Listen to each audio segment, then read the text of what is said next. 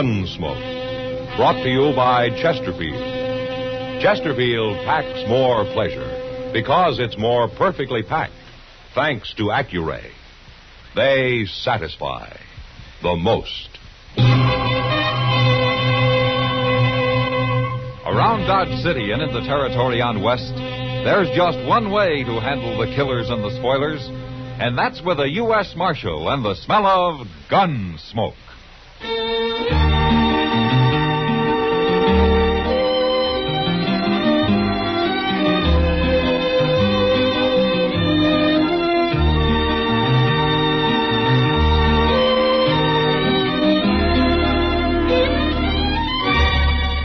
Gunsmoke, starring William Conrad. The transcribed story of the violence that moved west with young America. And the story of a man who moved with it. I'm that man, Matt Dillon, United States Marshal. The first man they look for and the last they want to meet. It's a chancy job, and it makes a man watchful and a little lonely.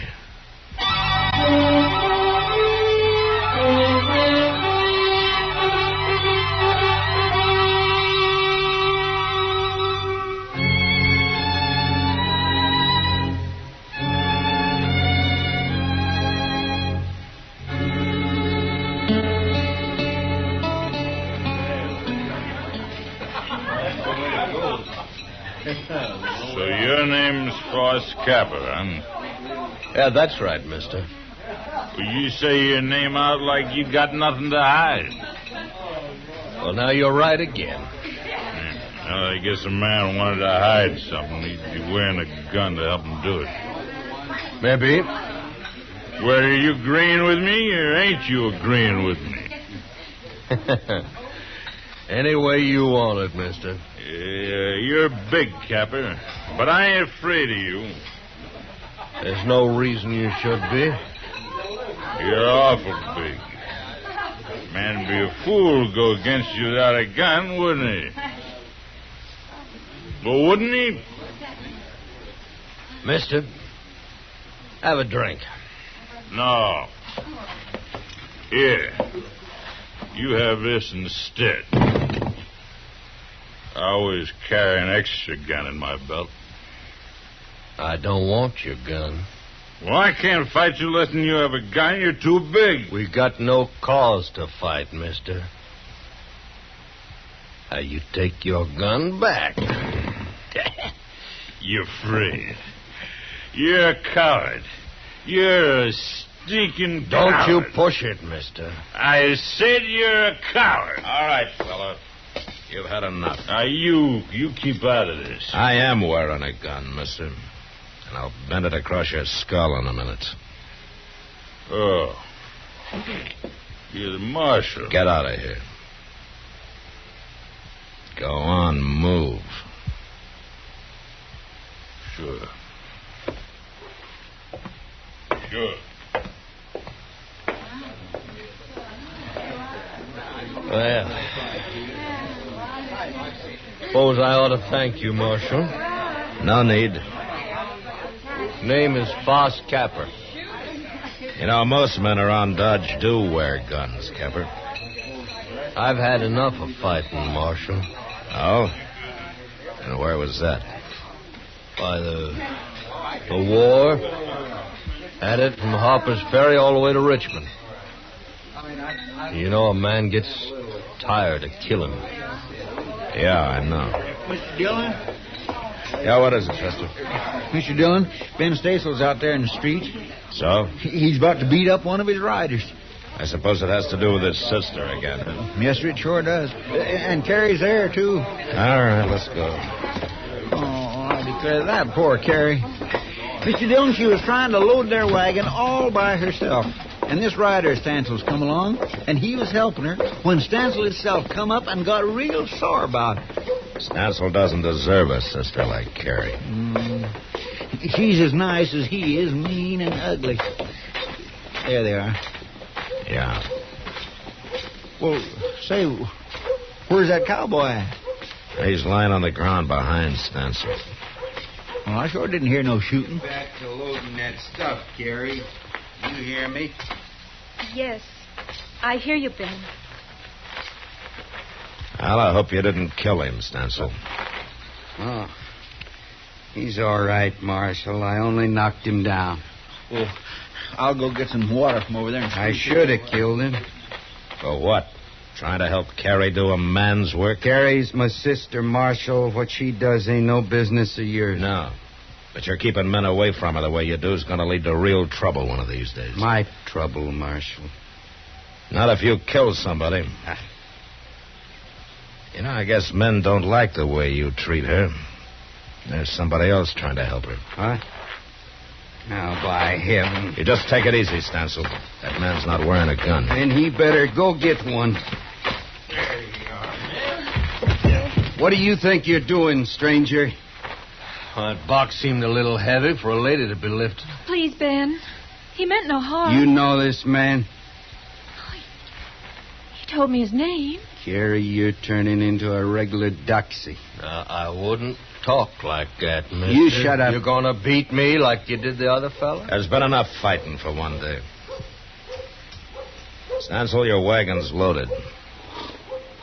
So why don't you get going? All I can say to you, mister, you better get yourself a gun. Get up on the seat, Carrie. Good day, Miss Carrie. Goodbye, Mr. Capper.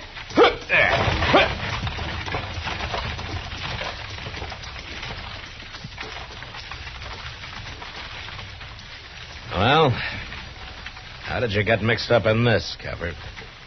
I was curious, so I followed you out. And I seen her struggling with that box. Couldn't just stand there and watch her, could I? Uh-huh. You just remember something. Someday Stansel's going to kill somebody over her. Well, I sure hope it won't be me. Then you know what to do, huh? Yeah, I know what to do, Marshal.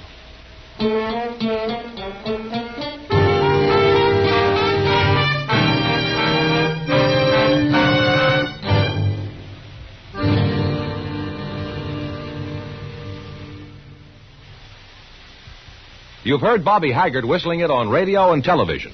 Right now, a country-style version. Okay, partners?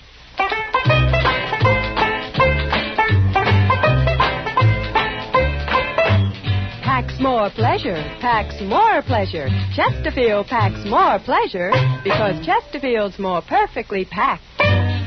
It stands to reason a cigarette made better and packed better, smokes better, tastes better. And Chesterfield is more perfectly packed by Accuray. This electronic miracle removes human error in cigarette manufacture. So Accuray Chesterfield is firm and pleasing to the lips, mild yet deeply satisfying. Yes, Chesterfield gives you something no other cigarette can give you. Chesterfield packs more pleasure because Chesterfield's more perfectly packed. To the touch, to the taste, Chesterfield packs more pleasure because it's more perfectly packed. By Chesterfield, mild, yet they satisfy the most.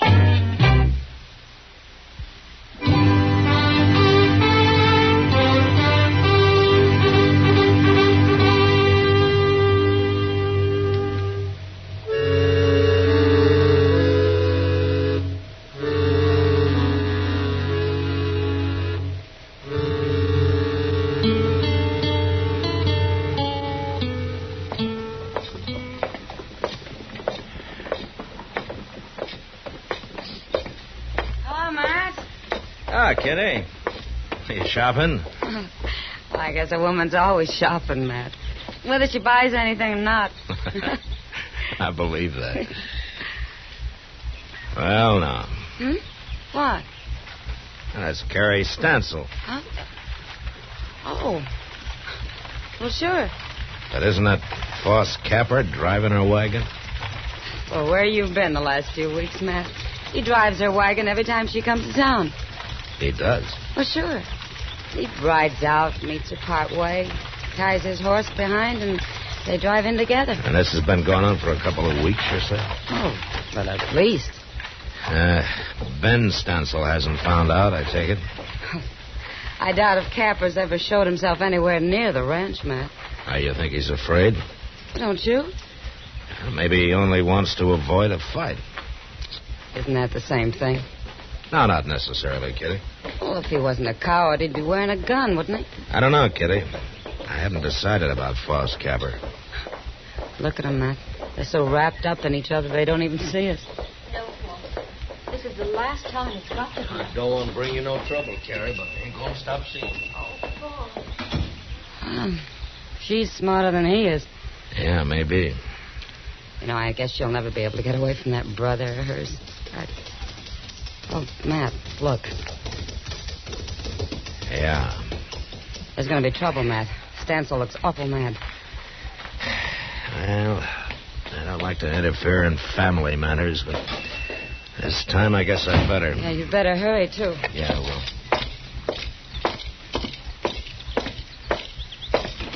How long's this been going on, Carrie? Please, Ben. Let's talk about it at home, not here. We're going to settle this here and now. You ain't going to stop it, Marshal. I just wanted to be sure you remember that Foss Capper doesn't carry a gun, Stancil. Dirty coward. Of course he doesn't. A gun wouldn't solve anything, Stancil. It'd get you killed. That'd solve things. Maybe for you, not for Carrie. I don't even want to hear you saying her name. You're going to have to hear it. Now, it's gone on long enough, Stancil, the way you treat her. What I do with Carrie ain't no business of yours. I want Carrie to marry me. Foss. You never told me that. Well, I've been thinking on it, Carrie. I figured to wait, but I guess there ain't time now for waiting. Oh, Foss. Carrie's worked hard for you, Stancil. You never gave her a thing of her own. You kept everybody from her for fear of losing her. She ain't a woman to you, a sister. She's nothing but cheap labor. I'll kill you sure now. No, you won't, 'cause you'd hang for it. I'll get you, Capper, one way or the other. Carrie, Yes? you go on back to the ranch and get what things you need. I'll be waiting right here for you tomorrow noon. No, Carrie, no. no. Stop us, Stancil. You're going to be free, Carrie. You make up your mind later about marrying. But you're going to be free. Carrie. Stancil, you shut up. And don't you lay a finger on her, or I'll just beat you to death. Go on now, Carrie. All right, Foss. Noon tomorrow, Carrie. I'll be waiting. And you mind what I said, Stancil. Don't you try to stop her. I won't try to stop her. It's you I'm going to stop.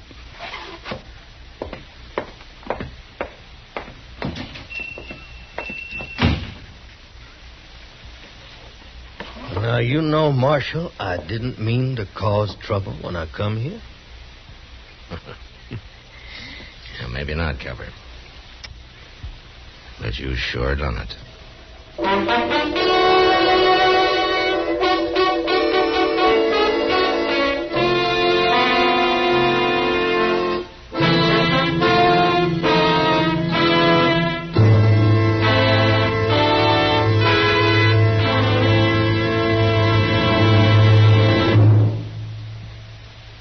Where are you listening to Gunsmoke? In your favorite easy chair? Or out driving? Oh, there you are. In the kitchen. Say, you want to make whatever you're doing more enjoyable? Have a Chesterfield. Enjoy Chesterfield's better taste and mildness. It stands to reason a cigarette made better and packed better, smokes better, tastes better. And Chesterfield is more perfectly packed by Accuray. This electronic miracle removes human error in cigarette manufacture. So Accuray Chesterfield is firm and pleasing to the lips, mild yet deeply satisfying. Yes, Chesterfield gives you something no other cigarette can give you. Chesterfield packs more pleasure because Chesterfield's more perfectly packed. To the touch, to the taste, Chesterfield packs more pleasure because it's more perfectly packed. By Chesterfield, mild, yet they satisfy the most.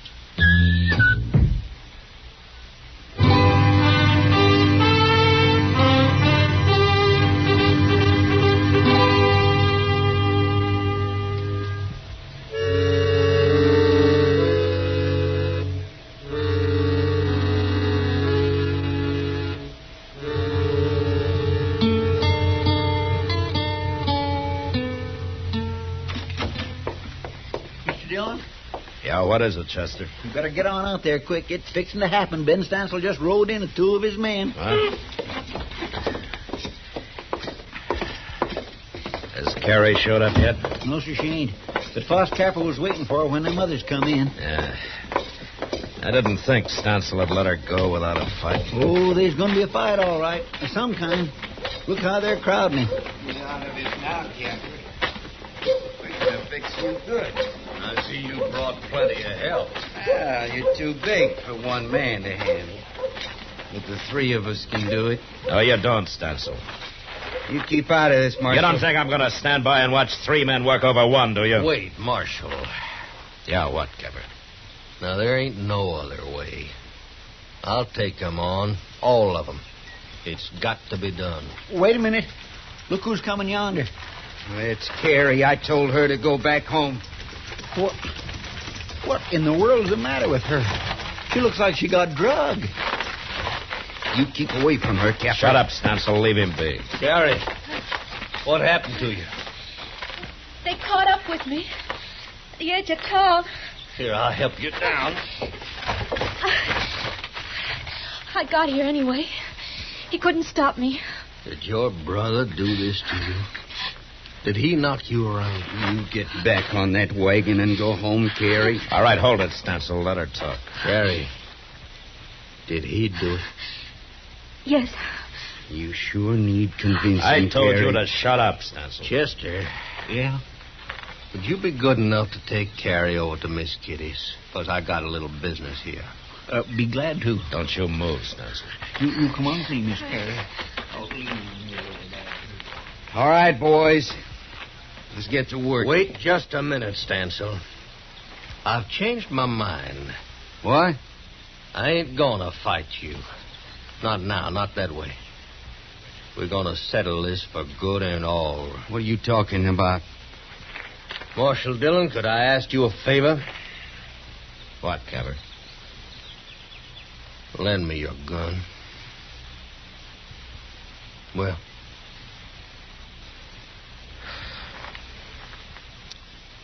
all right.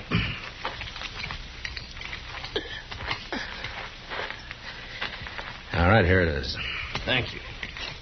Now, what's this? What are you 2 doing? Who ever heard of a lawman lending his gun? I think Capper's right, Stansel. This business has got to be settled for good. And he's the one to do it, not me. Okay. And you can watch him die. You ready, boys? Now, wait a minute, Stansel. You didn't say nothing about no gunfight. What difference that make? There's something about him. I don't like the way he wears that gun. He looks kind of professional to me. He's nothing but a tin horn, and he's a coward at that. He ain't no coward. And I ain't having no part of this. Come on, Bob, let's don't be fools. Now, you're fired, both of you. Good. Stansel? Was he right, Capper? Are you a gunman? You can find out. Easy enough. You gonna stand there and allow this, Marshal? I can't stop it now. Well, I think he is a gunman. I think he's a killer. Stansel, you're through. Get going.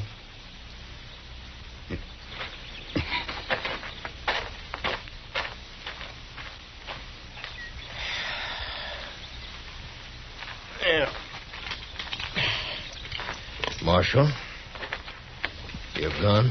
I thank you. Sure. You remember I told you how a man gets tired of killing?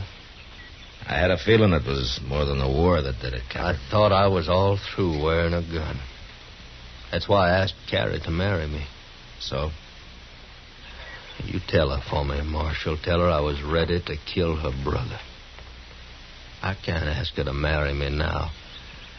A day'll always come when I'll have to put on a gun again. Not against Stancil. Well, there's others. A man like me's got enemies. Why don't you tell her about it yourself, Cabot? It wouldn't be fair. I'd be influencing her the wrong way just being there. Will you do it? It's too late. Huh? I'm behind you. Oh. She didn't go to Kitty's. She was waiting to see what happened. Yeah. She saw you, Capper, gun and all. She doesn't look like she's coming to tell you goodbye. No. Oh, she doesn't, does she?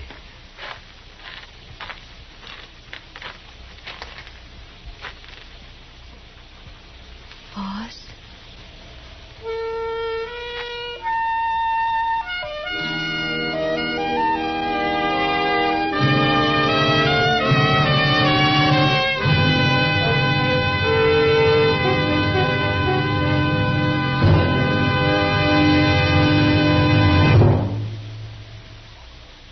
In a moment, our star, William Conrad.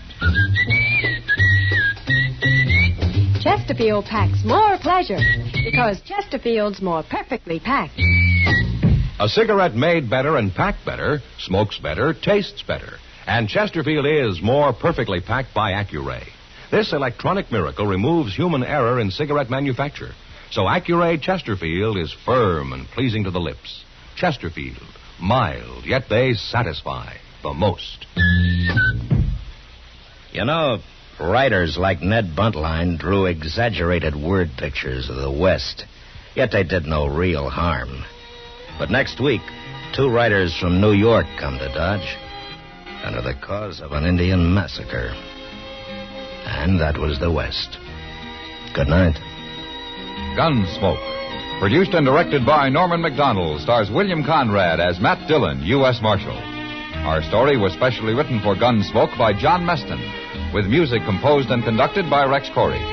Sound patterns by Tom Hanley and Bill James. Featured in the cast were Lawrence Dobkin, Vic Perrin, Gene Bates, Barney Phillips, and Harry Bartell. Harley Bear is Chester, and Georgia Ellis is Kitty.